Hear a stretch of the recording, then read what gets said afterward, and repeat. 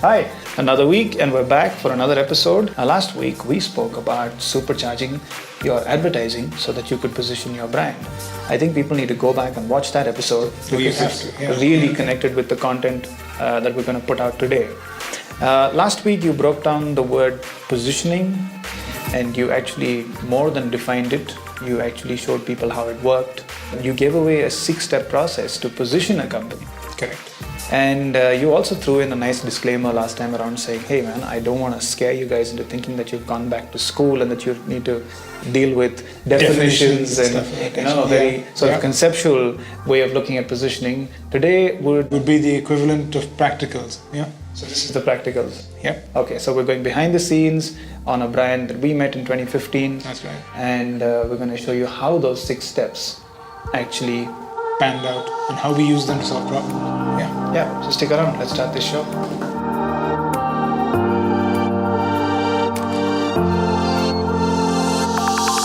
When you think that something as intangible as design and communications can't really affect your bottom line, you usually end up with marketing and advertising tools that don't help you inherently mitigate your business risk. that's what this podcast is about. A behind-the-scenes look at how we go about doing what we do, mitigating business risk. I'm Jude Lazaro. And I'm Mark Lazaro. And you are watching our weekly video podcast.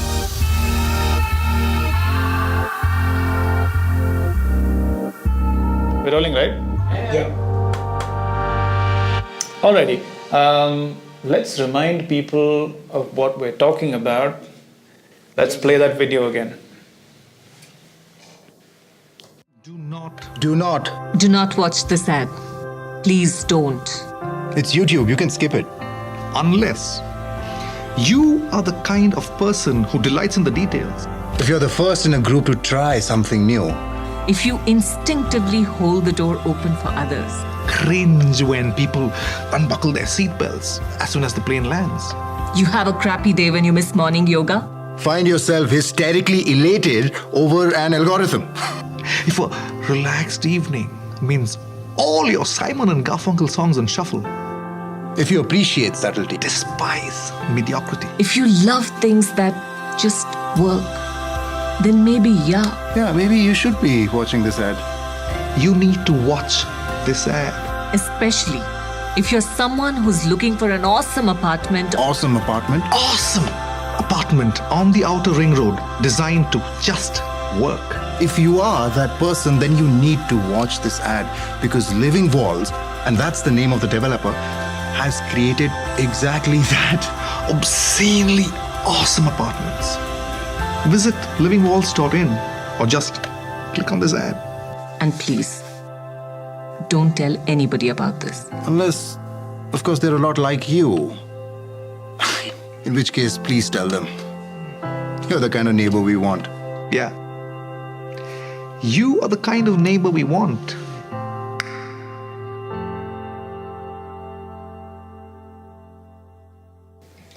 Well, you said it. This was one of the most controversial campaigns we've put out. Oh, it sure was, yeah.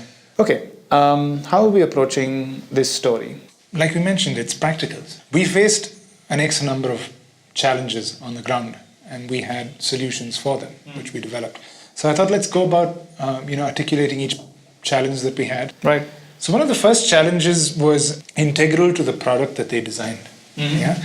On a square foot level, their apartment was cheaper than the competitors on a square foot level. But because they created these enormous living experiences, these huge apartments, the total ticket value was way ahead of their competitors, even though on a component level or a unit level, they were cheaper. And that was a challenge because it was not an apples to apples comparison when somebody did compare them. Which is where the solution was. We needed to talk to the right people who weren't comparing these two extremely different types of apartments. Mm-hmm. You wanted somebody who saw not just value, but expected a living experience of this nature because they were possibly traveled and stayed abroad for years, lived in another country, and their expectation of living, their expectation of entertaining people, and their cultural references were specific to the fact that this was a home that they wanted, and most importantly, cultural references aside, they had the money to buy it. That's important. So that's the thing. This first challenge was related to the fact of target audience, and we need to reach this target So who audience. did we end up targeting now? So we ended up targeting people in their 30s who were highly placed in, say, an IT company or a multinational firm, or people in their 40s who possibly owned companies of their own which were successful. That was the space that we went in terms of the financial aspect of it. But like we mentioned, people who we assume are traveled, exposed, have a global perspective on life, and therefore have expectations that match the kind of product that these guys develop. Yeah.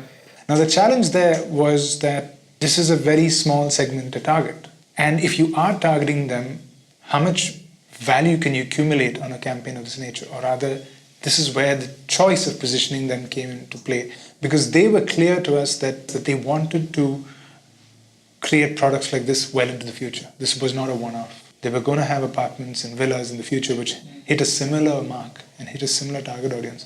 So that's when it was pretty clear to us that we had to position them and not just put a campaign that pushed the product. It had to position them as the go-to guys for a living experience of this nature. I have a question for you then. What was the Ready Reckoner, the 3-point Ready Reckoner that we used? Remember the 6-step process that we spoke about last week? We went through that process. And the 3-word reckoner that we came out with were 3 words that said approachable, blunt, and intelligent. Those were the 3 words that we defined were the characteristics of LivingWalls.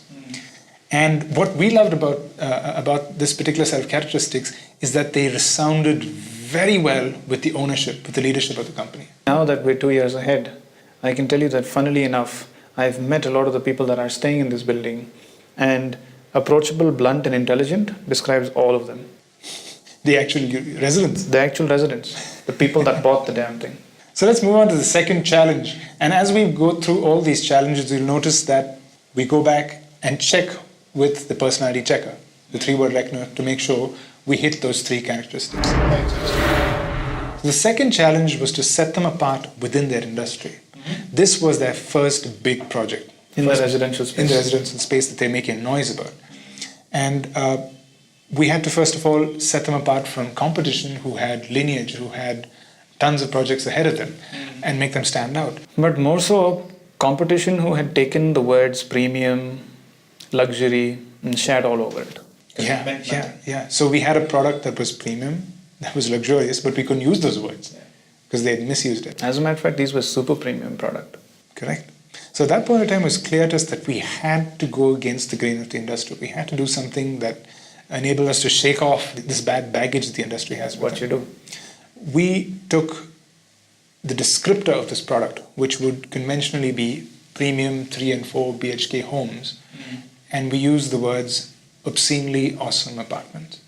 Now, a couple of reasons for this. One is it helped us to stand out. The usage of those words obscenely and awesome jarred a lot of people, and we heard calls where there was a certain section of the market who said, hey, you call these apartments obscene. Well, actually, there wasn't a certain section. There was just one person who called and asked. But the majority of it really found it cool that somebody had finally associated an apartment with the words obscenely awesome. A lot of the benefits of this were indirect, or rather direct. It affected SEO so positively because we didn't just choose these 3 words randomly. We chose 3 words that sat together and were unique across the internet. Yep. Nobody had used these 3 words. And we optimized our SEO so that if anyone looked for the word obscenely awesome, and you can do it now as well, just get on Google and search for the word obscenely awesome, and if you're in the right geography, boom, LivingWalls will pop up. First. Yeah. Yeah. So this gave us an SEO advantage.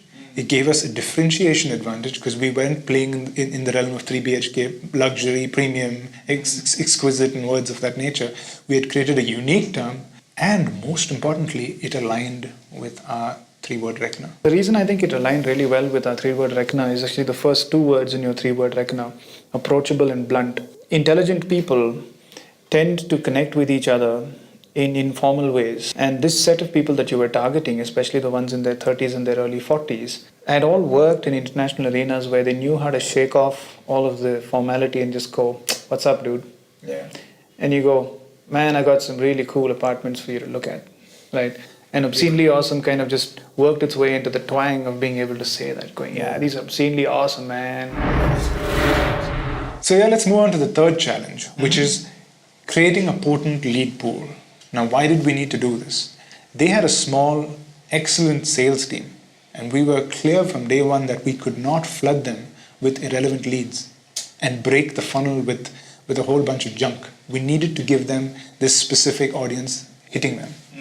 A couple of ways that we went about doing this. One was to upfront the price at all times.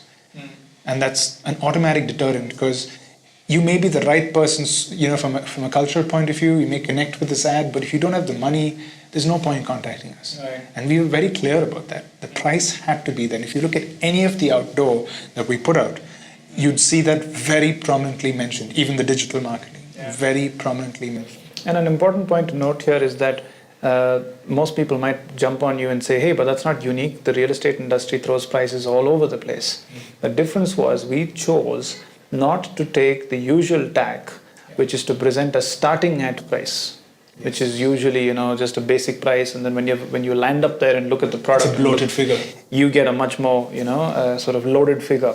We actually took the fully loaded figure, possibly put a few more lakhs on there, for good measure, and threw out a big packet that truly represented the total wallet size that you'd need if you were even going to think about buying the product. So this was a tactic for elimination. The price automatically eliminated people who did not have that budget point from contacting us. The next tactic that we had for exclusivity was an aspect that dealt with softer subjects, cultural references, etiquette, things that we threw out there very blatantly. And we called out a lot of bad habits of certain people to just say, if you're somebody who doesn't associate with this, if you're somebody who doesn't associate with good design, if you don't get excited by great design, you're somebody who will not fit in here. A lot of these customers that I met who've actually living in the building right now really, really appreciate every small nuance. As a matter of fact, they're pointing out nuances that the team didn't even recognize that they had put in by complete accident. The idea of elimination by price was, I feel, a necessary evil, but the elimination by exclusivity was one that we knew was a long-term alignment that you could bring to the property and to the brand and to the positioning of the brand. Because what you've done is said, hey, I want to associate with people that have this approach to design, this approach to life, this respect for all of these things that fit together and make us a good civic society. Because at the end of the day, the 140 odd people that were going to come here and build and bring their families to this building needed to get along and feel a certain way. And I do get a sense that after meeting a lot of them, that we accomplished that to a large extent. As a matter of fact, they had organically accomplished that before we put this out. Wow. Yeah, they had. All we did was accelerate it. All we did was amplify it. All we did was kind of lay it down there, write it, so to speak, in permanent ink, so that the next time you went out to advertise, you were saying pretty much the same thing. Correct. And that's where the kind of return, advertising ROI kicks in, which is why you put the word, very clickbaity word, supercharge in there.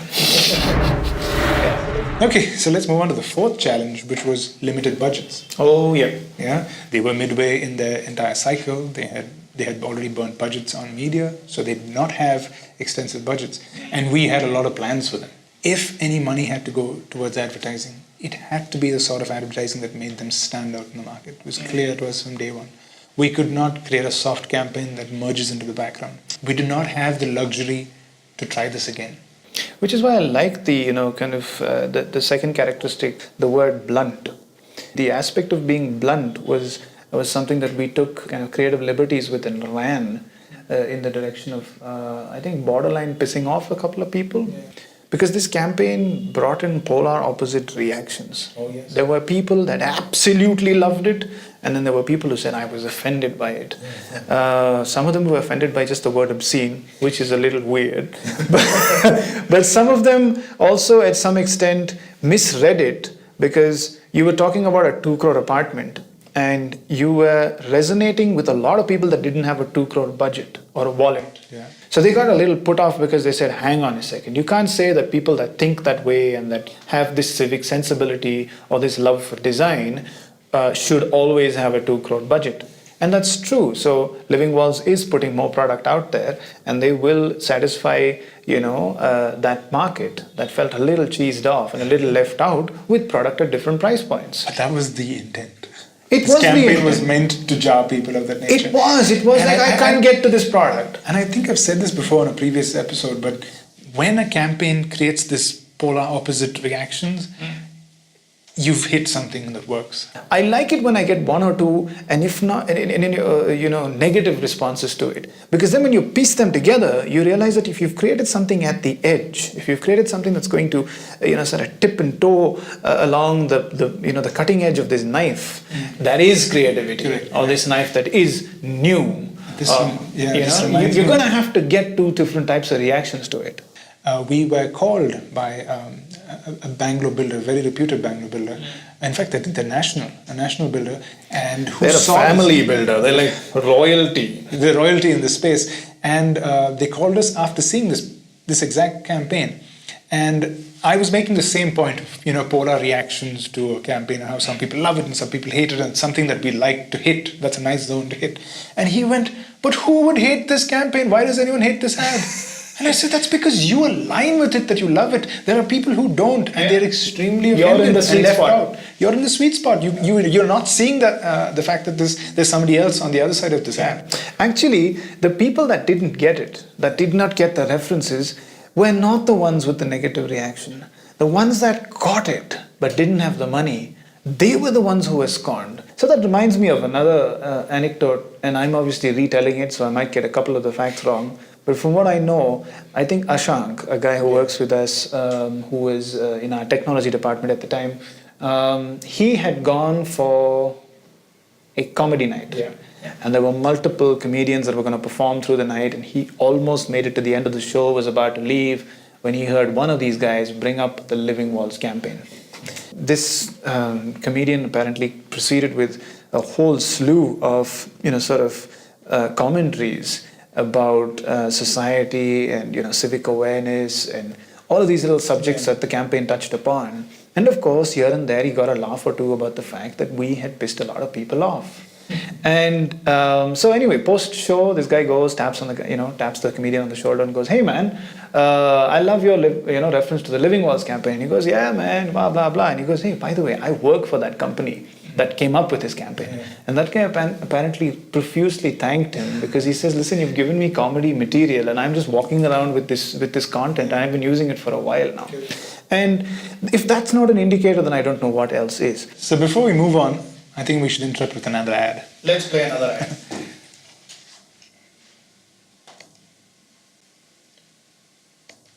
Do not watch this ad. Please don't. It's YouTube, you can skip it. Unless, of course, you're someone who stands up for something you believe in. If you actually wait for your turn in a queue, If you avoid small talk but relish a great conversation, if you love a hot cup of tea, If you find yourself talking to your plants or wrestling with your dog, if you're hooked to that endorphin rush you get from a morning run, if you get a kick out of innovation, if you're the one who buys the new arrival products that are not on sale because they're just better, if you're excited by great design, if you love things that just work, then maybe you should watch this ad. yeah, maybe you should watch this ad. Especially if you are someone who is looking for an awesome apartment on the outer ring road. Designed to just work. If you are that person, then you need to watch this ad. Because LivingWalls, That's the name of the developer, has created exactly that. Obscenely awesome apartments. so visit livingwalls.in or just click on this ad. oh hang on, try googling obscenely awesome apartments and see what you get. And please, don't tell anybody about this. Unless, of course, they're a lot like you, then please tell them. You're the kind of neighbor we want. Yeah, because you're the kind of neighbor we want.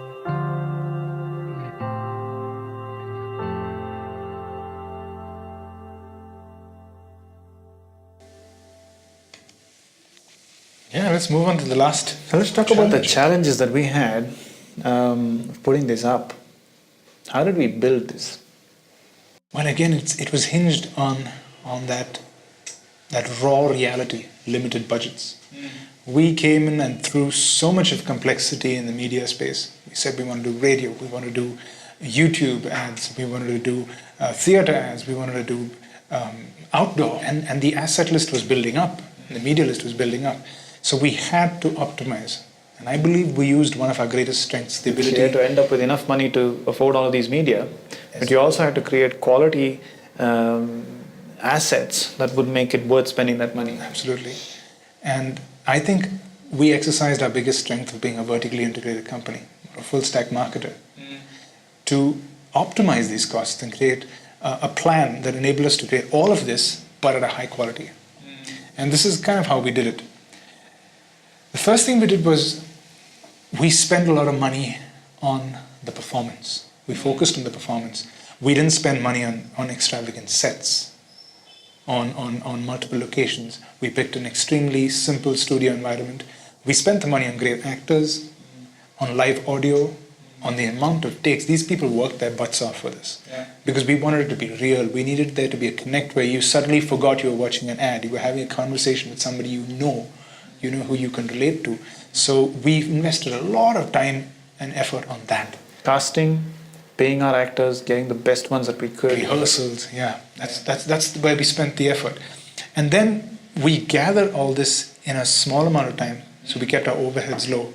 We even shot photographs which were used in print and in display and as well as in outdoor at the same time with the same actors. I remember we had like almost 3 studios packed into one. Yeah. So we had like the film studio and the radio booth and the photography being done simultaneously. Yeah. So you'd bring these actors in and just shunt them through all of them and cycle them in and out. Yeah. Once they'd built and gotten into that space and they had that flow, zip, zip, zip, you had all 3 and then they were out. So from a budget point of view, we shrunk overall production costs, which would have been split into multiple tiny productions, but we kind of drew value by having one cohesive production and focused on the actors and came up with multiple assets. And multiple assets is a key word here because we no longer deal in the world of, I need 1 30-second ad.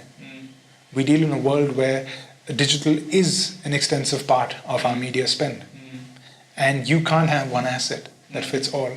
You need to have multiple assets that you can have a long-term conversation. So these 2 ads that we've watched till now, were the lead-ins, where we kind of set the base, but then we got specific and we started to pick out certain aspects of the product and amplify them. Correct. In the similar fashion. Yeah. Do you want to just show one of those micro ads, because then we can come back and talk about... Here's one of them. You don't have to watch this ad unless you can see yourself seated at a table for 6. It's drizzling outside. You're on your balcony with your family, enjoying a delicious breakfast. You see yourself doing that? Then yeah, maybe you should be watching this ad. And maybe you should visit LivingWalls.in or just click on this video. You have to see how obscenely awesome these apartments are.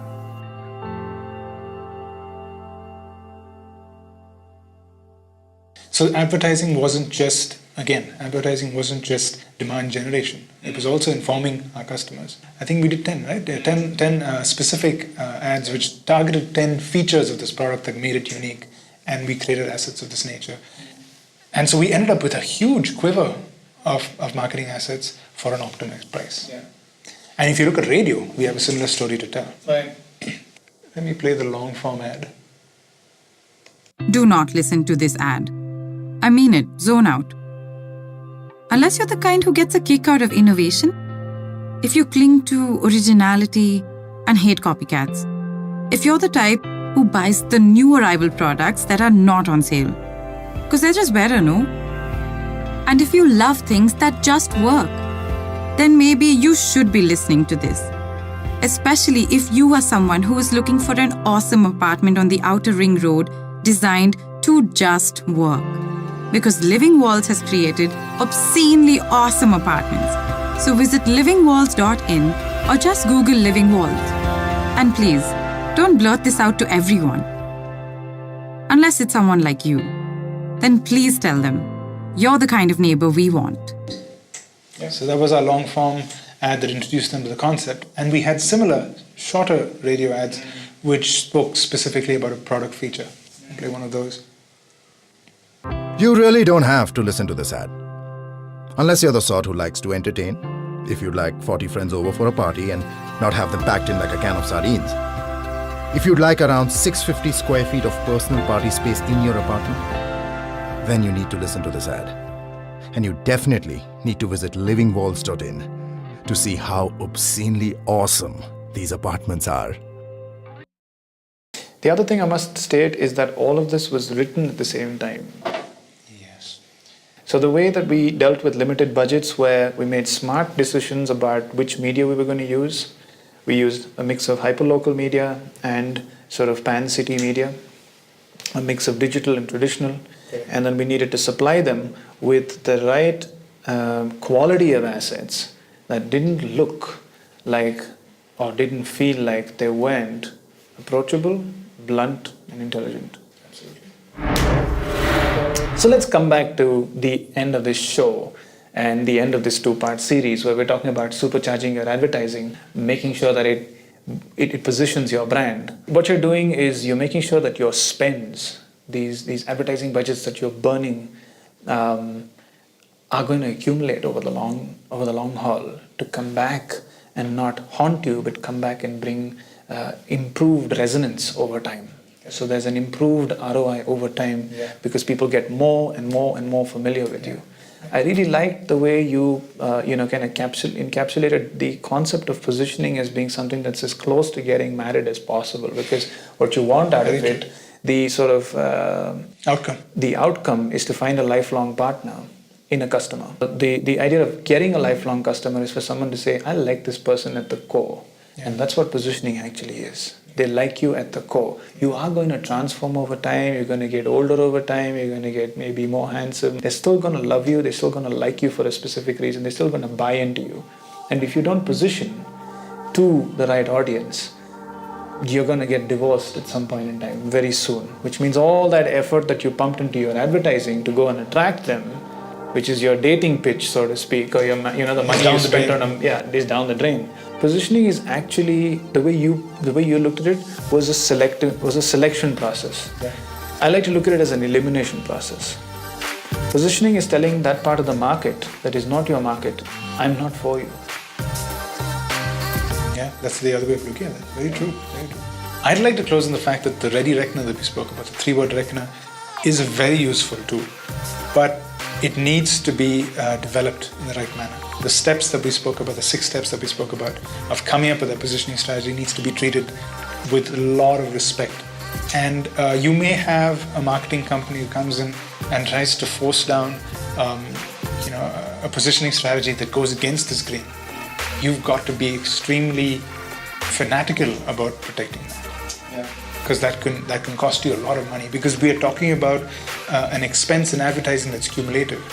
And if you suddenly, after months of accumulating great advertising that positions you, if something lets the site down, you've just upset the whole apple cart. No, I think you've given away one hell of a trade secret, dude. The 3-step reckoner represents a much deeper exercise that we go through to make sure that we keep brands that are voiced over many years, aligned in a specific direction. How many brands in the market today are chameleons? They're one flavor this week and then another flavor the next week, and that flavor is someone's idea, someone's subjective point of view, somebody's pitch. That you just go, oh, okay, that sounds good, boom, okay, just slap it on there. The supercharge in your advertising that you're not getting is the fact that every time you say yes to an advertising campaign, yes to an advertising spend, yes to a media spend, is that it's headed in that same direction. So you've actually given away quite a secret here. That's pretty cool then. That's pretty cool, it is, yeah. So on that note, we'd like to close this episode. Don't forget again to like, subscribe to our channel, follow us on Instagram, follow us on Facebook. We also got a presence on LinkedIn. Keep track of us. There's a lot that you will find out there. And most importantly, share this with somebody who you think would benefit. Supercharge your advertising by making sure that it aligns along one vector. Watch this episode, watch the last episode. In fact, don't watch this episode.